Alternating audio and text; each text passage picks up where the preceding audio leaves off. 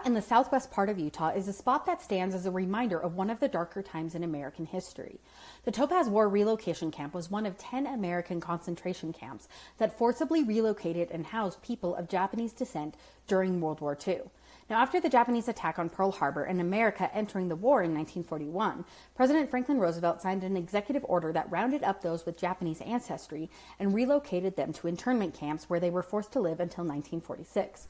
Almost two-thirds of the over 120,000 people were American citizens, often second or third generation immigrants. But that didn't matter. Paranoia over Japanese spies led to the incarceration of American citizens without committing any crimes.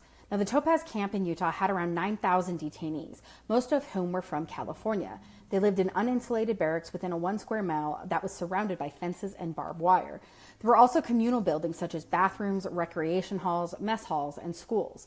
The only time that people were allowed to leave the camps is if they had a job or they were going to college somewhere. However, these jobs and colleges had to be east of Utah. None of the detainees were permitted to go west until 1945. Nearly all the detainees over 17 years old were forced to answer loyalty questions to assess their Americanization.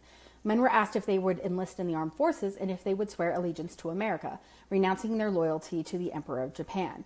If they answered no to these questions, they were sent to a segregated internment camp and threatened with deportation. Now, after Topaz was closed and the detainees were left to pick up what remained of their lives back home, the land the camp sat on was sold and nearly all the buildings were disassembled and sold off. The area now is mostly abandoned, but you can learn more about the history of the camp by visiting the site and the Topaz Museum that stands there.